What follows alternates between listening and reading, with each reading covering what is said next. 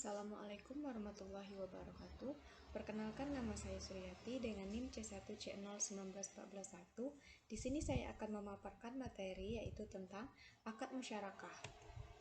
Pengertian akad musyarakah. Akad musyarakah adalah kerjasama antara dua pihak yang saling memberikan kontribusi berupa dana untuk membangun sebuah usaha. Dengan keuntungan dan risiko yang akan ditanggung bersama sesuai musyarakah adalah akad yang memiliki sejumlah manfaat bagi para pelakunya. Manfaat musyarakah adalah cukup menguntungkan karena prinsipnya bagi hasil. Kemudian dalam akad musyarakah adalah mekanisme pengembalian biaya sangat fleksibel. Itu artinya bisa bulanan dan bisa sekaligus di akhir periode. Istilah akad musyarakah adalah berasal dari kata dasar syarikah atau syirkah, yang artinya sekutu, perkumpulan, dan perserikatan seperti dijelaskan dalam Munawir. Secara etimologi, musyarakah adalah campuran atau percampuran. Musyarakah menurut fikih. Pembagian dari nisbah musyarakah adalah ditentukan di awal dengan melihat persentase modal dan pengelolaan usaha. Untuk jumlah nominal uang yang harus dibagi hasil dalam musyarakah adalah ditentukan setelah mengetahui kemungkinan keuntungan atau rugi usaha yang dijalankan. Perbankan syariah dalam akad musyarakah adalah bagi hasil ditetapkan oleh pihak bank dengan kesepakatan dari nasabah. Prosentase bagi hasil musyarakah adalah sudah ditetapkan oleh pihak bank juga. Negosiasi yang dilakukan dalam musyarakah adalah soal prediksi laba bersih dengan melihat pembukuan beberapa bulan sebelumnya serta peluang bisnisnya. Rukun-rukun akad Islam, yaitu akid, yaitu orang yang berakad atau bersepakat. Yang kedua, ma'akud alaih, merupakan benda-benda yang diakadkan seperti benda yang ada dalam transaksi jual beli. Maudul al-aqd, yakni tujuan pokok dalam melakukan akad. Sigat al-akad, yang terdiri dari ijab kabul. Perbedaan akad musyarakah dan mudharabah, yaitu musyarakah kedua pihak merupakan pemilik modal, yang kedua kerugian akan ditanggung bersama sesuai jumlah kontribusi dan kesepakatan, yang ketiga pemilik modal dapat terlibat dalam pengelolaan bisnis sesuai kesepakatan bersama atau joint financing. Yang keempat, aset merupakan milik bersama kedua mitra usaha. Yang kelima, modal dapat berupa uang atau harta benda yang dapat dinilai dengan uang. Yang keenam, keuntungan akan dibagi menurut kontribusi kesepakatan. Adapun perbedaan mudharabah, yang pertama, pihak pertama adalah pemilik modal, sedangkan pihak kedua adalah pengelola modal. Pemilik dana akan menanggung kerugian yang tidak disebabkan oleh pengelola.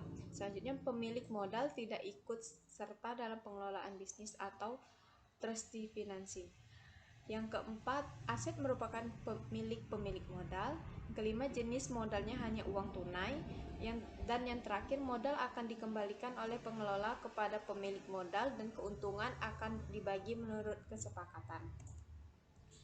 Skema akad musyarakah. Yang pertama, mitra 1, musyarakah. Mitra kedua, proyek usaha. Laba mitra 1, bagi hasil keuntungan sesuai porsi kontribusi modal atau nisbah. Proyek usahanya keuntungan. Laba mitra kedua. Hukum musyarakah. Musyarakah adalah salah satu bentuk kerja sama ekonomi yang dianjurkan dalam Islam. Ada beberapa dalil dan fatwa DSN yang mendukung penerapan musyarakah dalam bisnis ekonomi syariah. Jenis-jenis musyarakah yaitu syirka ukut. Syirka ukut merupakan akad antara dua pihak atau lebih dalam hal dengan cara menggabungkan harta mereka untuk suatu bisnis. Syirka jenis dibagi lagi menjadi beberapa bentuk, meliputi al-inan, syirkah antara dua pihak atau lebih yang bekerja sama dengan menyetor modal dalam jumlah berbeda-beda untuk kemudian membagi keuntungan yang ada berdasarkan besaran modal masing-masing. Yang ketiga, syirkah al-amal atau syirkah abdan, kerjasama antara dua orang yang biasanya berprofesi sama untuk mengerjakan sebuah proyek pekerjaan. Masing-masing dari mereka memberikan kontribusi dalam bentuk skill, kemudian keuntungan yang didapat akan dibagi rata. Yang keempat, mufawadah, akad masyarakat antara dua pihak yang memberikan modal sama besar untuk kemudian tiap-tiap keuntungan maupun kerugian dibagi menjadi dua secara rata. Syirka wujuh, kolaborasi antara pemilik dana dengan pihak yang memiliki kredibilitas sehingga kerjasama didasarkan atas wibawa para anggota. Keuntungan dan kerugian yang timbul akan dibagi berdasarkan negosiasi para pihak. Yang keenam, syirkah amlak. Syirkah amlak terjadi bukan karena akad, melainkan karena kehendak untuk memiliki harta bersama. Yang ketujuh, syirkah ikhtiariyah terjadi atas kehendak masing-masing pihak yang bekerja sama. Yang kedelapan, syirkah ijbariyah terjadi secara otomatis karena keadaan tertentu, misalnya pembagian warisan yang menyebabkan kepemilikan bersama sebuah aset. Rukun akad musyarakah. Ijab kabul atau sigat merupakan pernyataan para pihak yang jelas menunjukkan tujuan akad, penerimaan dan penawaran langsung saat kontrak, dan menuangkan akad dalam bentuk tertulis. Yang kedua, pihak-pihak yang berakad atau akidan. Ada beberapa kriteria pihak-pihak yang berakad, di antara lain yaitu cakam hukum, kompeten, memiliki dana dan pekerjaan, memiliki wewenang untuk mengelola aset mitranya, tidak diizinkan menginvestasikan dana untuk kepentingan pribadi, memiliki hak untuk mengatur aset musyarakah. Objek akad atau maqud alaih. Objek akad terdiri dari modal kerja, modal harus berupa uang, tunai, dan aset yang dapat dinilai dengan uang. Modal yang ada juga tidak boleh menjadi jaminan maupun dipinjamkan kepada pihak lain. Sedangkan objek kerja harus dilakukan atas nama pribadi maupun mitra masing-masing. Pekerjaan yang dilakukan tidak harus sama besar, namun pihak yang mengerjakan lebih banyak berhak mendapat tambahan keuntungan. Bagi hasil atau nisbah. Keuntungan yang diperoleh wajib dibagi untuk para pihak, baik secara rata maupun sesuai kesepakatan. Misalnya salah satu pihak menyetor modal senilai 5 juta dalam kontraknya, ia memperoleh bagian keuntungan sebesar 10%. Nantinya keuntungan yang diperolehkan bukanlah 10% dari 5 juta, melainkan 10% dari total keuntungan.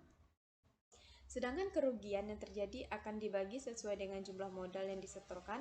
Misalnya A menanamkan modal sebesar 60%, sedangkan B 40%.